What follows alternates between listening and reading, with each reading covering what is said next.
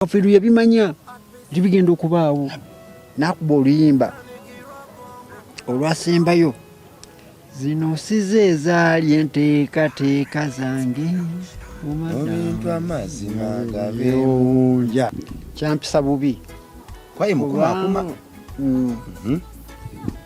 okutunda ennyumba y'omugenzi Paul Kafeero ennyumba y'omugenzi Paul Kafeero eringa byolaba museum kijjukizo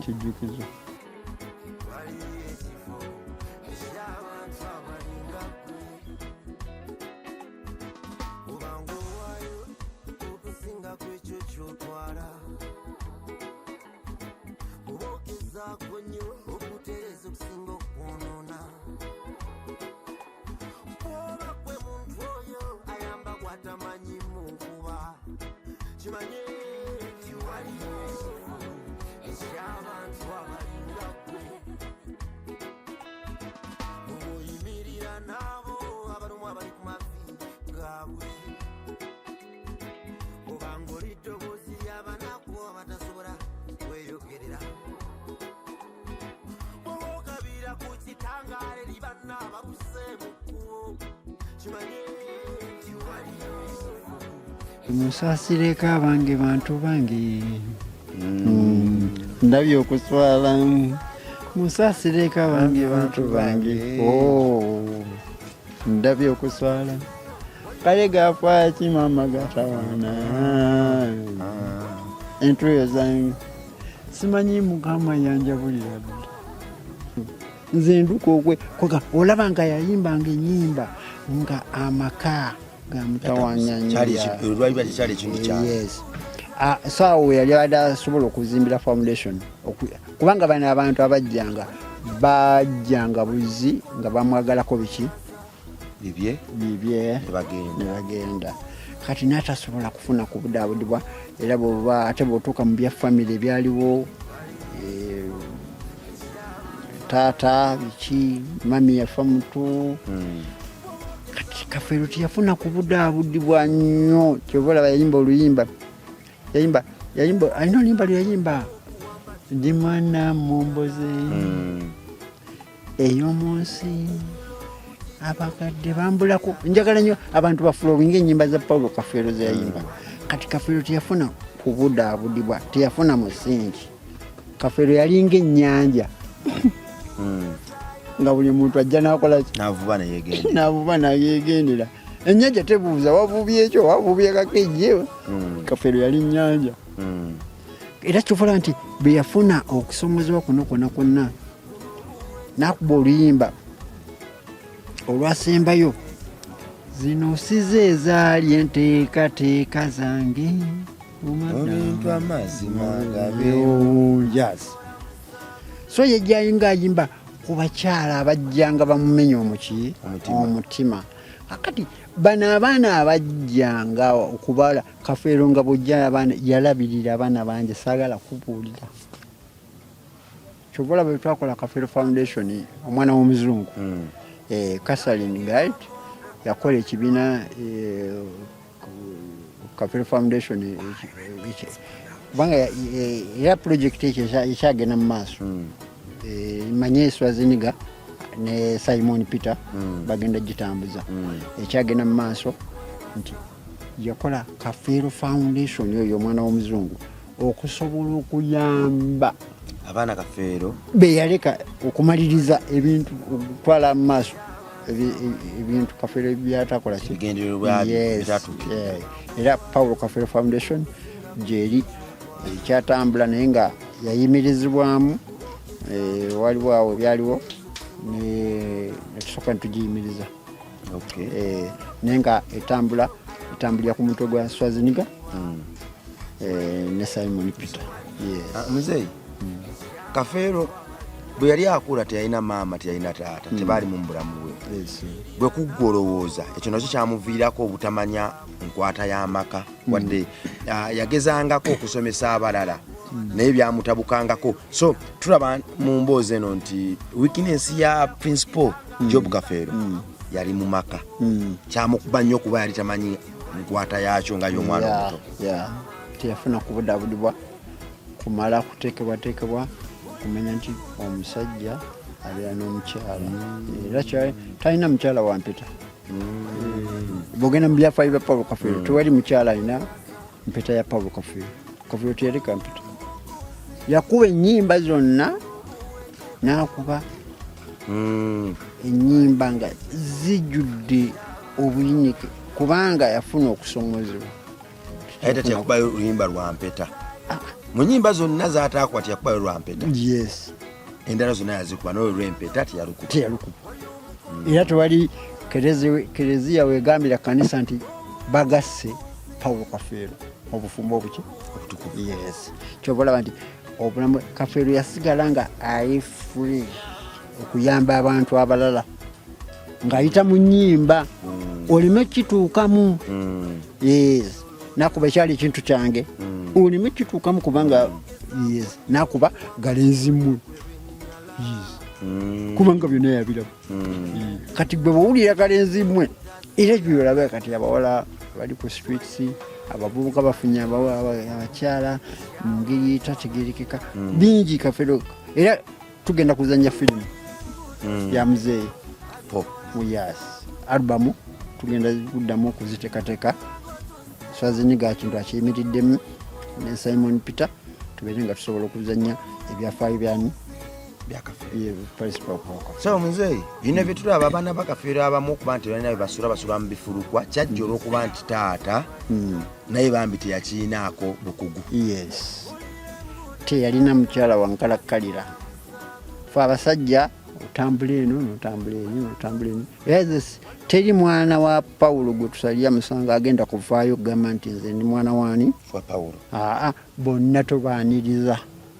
Yes, bajje tumanye tugende mu process tumanye omwana ali bwati ne bwati yetawo okuteekebwateekebwa kuba teri mwana wa Paulo Kafeero ali ku street naye gye bali betutamanyi. Kuba n'abaliwo abali mu system abamu bali mu kusoma abali bweru abali kubanga Kafeero yateekerateekera abaana be. Kafeero alina emikwano okuva mu mawanga gonna yatambulira. Era omwana wa Kafeero mugamba kampuni zokka ziteeka mu ssente empitirivu ekirezeza waliwo kampuni ezifujjirira abaana ba Kafeero babe bulungi bwe kiri. Kafeero talina. Kafeero yaleka azimbye foundation. Okay, sente ezo kampuni zevujjirira abaana ba Kafeero, kampuni ez'enjawulo zezivujjirira abaana ba Kafeero babe bulungi zituukira mu mikono gy'ani? Akati ebintu ebyo bituukira ku secu omu oze ogenda tambula otya kuba Kafeero Paulo Kafeero Foundation yaliwo ng'agenda kutandika okuteekateeka emirimu egyo. Paulo Kafeero Foundation yaliwo egenda kuteekateeka emirimu egyo okubanga oyo omukyalo omuzungu Catherine Garrett nga akawunti esobola okuyitambulirako sente ezo. Naye nga bw'ogamba nti omwana wa Paulo Kafeero ali wano ensi evaayo neyimirira. Kakati akasente kano muzeeyi akasente kano akava mu kampuni ezo ogambye eziteeka mu Kafeero Foundation ezirabirira ku baana ba Kafeero kana nti babonaabona katuukira mu mikono gyani? Tetunaba kusalawo nti sente ezo zigenda kutuukira ku muntu bweki. Teza sente kampuni ziri tezinnatandika kufujjirira kubanga ebintu tibirina bakutereeza. Kyekikyabiganya okutereezebwa? Ebikyabiganya okutereeza bye bino ebibaddewo bagenda kuzikula muzeeyi beetaaga okukebera DNA enkayana. Kitegeeza wakyavaayo abaana abamu abagamba nze ndibwe nti nze ate daddi ate biki ate mami. Kati senga bamala okutereeza eyo production process eyo sente ezo zisobola okuvaayo neziba nga zisobola okulabirira abaana abo. Myaka 18 nga ndabanga emyaka emingi egyo okubanga ekintu ekisolvingibwanga muzeeyi ekigonjoolwanga. Ebintu ebyo biri mu kooti. Waliwo omukulu gwe bayita Nende. Naye kyemmanyi nti kati abaana bakuze abaana betulinawo bakuza basajja basajja Swaziniga Swaziniga atandise okukwata engabo atandise okutegeerera banna abalala era njagala ensi ebeerenga esobola okukkiririza mwana oyo Swaziniga n'omulala bamuyita Simon Peter eyayimba oluyimba yayimba ennyimba 2 zetwateekateeka yayimba oluyimba ensi bwetyo nayimba oluyimba obutamatira yaziyimba era njazikuwa ku YouTube kweziri tezina bakolera video naye yaziyimba Swaziniga gundi Simon enyimba ezo yayimba ensi bwetyo ng'ayimba ku byafaayo ebyali mu nnyumba ya kitaawe oluyimba olwo tuwaluulyako ngenda kulukolako research n'ayimba obutamatira era yayimba ennyimba ezo ffe twaziteekateeka era Muzait studio yaziteekateeka muzeeyi Swazi ne Simon olwaleero be bavuga ebintu bya Kafeero olaba amawulire agaze gawulirwa nti mu kutunda ebintu by'omugenzi neeyano buli bwe bafunamukko yala ne balumamukko oba akasente ne kaggwawo nga bagenda ku maali y'omugenzi nga bakekejjula wawo n'ennyumba eri ku Ntebe Road gavumenti gavumenti yayimiriza mbu gavumenti kenyini yasituka nega kati kino kimala bye mutunze mubitunze nedda bannange n'ennyumba yo nemujja kugitunda Swazi n'abalala mbu kigambibwa enteekateeka eyo bwenga gwojogerako ki kubanga abanga Swazi yategerera abaana abalala ebintu ebyo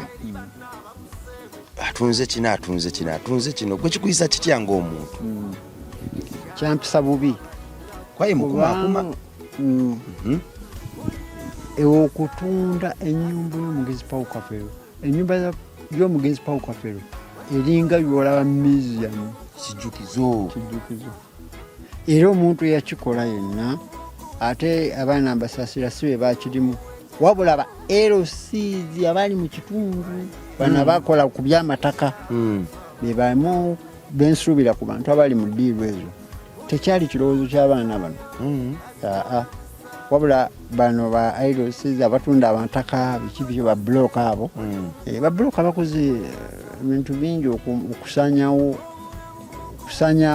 ebyafaayo kubanga muzeeyi bwe batunda ebintu wano tutundira ku ndagaano ku byapa LCs ne ba block ebyapa bwe babijja wano endagaano ati kati LC block wajja ajja n'atuukira ku mwana n'amanya mpita ku mwana ono tusobola okudiringa ntutunda kino ekyo kyava mu babulooka bebakozesa abaana bano ensobi era mukama waffe President Museveni be yakiraba n'akiyingiramu ne Katikkiro wa Buganda bintu byatuuka ne bibuuminga ne bituuka mpaka mu Mengo mukama n'atuyamba ne basasula omutango ogwali gusasuddwa ku nnyweyo nebiyimirizwa ebiteekawo kaventi byalimu enkaayana nnyingi nnyo oteekeko famire biki bintu bingi naye mukama atuyambye nti tufunye omwana agenda okulwanirira ebyobugagga byamuzazi ate nga tulaba naye ate yali mu kavuyo k'okutunda eri bayinza omukozesa ensobi naye nga bw'omanyi nti omuntu asobola kubeera mulungi teri muntu mulungi atuukiridde naye bamukozesa ensobi bakozesa abaana ab'ensobi muzeeyi omuntu gwe bakwatyako mu ggwanika ng'ali ku mufu amumwemwenya amulya kiba kya bwenkanya oba kiba kya magezi okuddamu omuteresa emirambo ku kyalo oba abafuba abantu ku kyalo nze kyemmanyi nti waliwo ebyobuwanga byogera mbu waliwo ekitambo abapasita bagamba waliwo emizimu ebintu ebifaanana bwe bityo naye omuntu bwe bamala omutereeza nga boolaba kati abayimbi abakozesa ebiragalalagala omuyimbi ayinza okujja nga mulungi n'atandika okukozesa ebiki ate n'avaako n'atandika okutabuka nakolaki naye bwe bamala omutereeza nemutaba mu kansoling muhabo batandika bateeka omutereeza nze abaana abo waliwo ekyaliwo kyali kitambo kyennyini kyali kitwale nti Swazi yateerera banne nga bwe bali mu buvuyo obwo era muzeeyi yakuba ennyimba yakuba oluyimba n'agamba nti abazinda buzige nakuba oluyimba musayi gwange kubanga Kafeero yabimanya tibigenda okubaawo nabbi yennyini oyo nabbi kyenagambye priest era kyobola nti bwe yafuna award Golden Boy of Africa ekifunye Misiri Emisiri simani yayo teri muyimbi wanambye nino oluyimba yes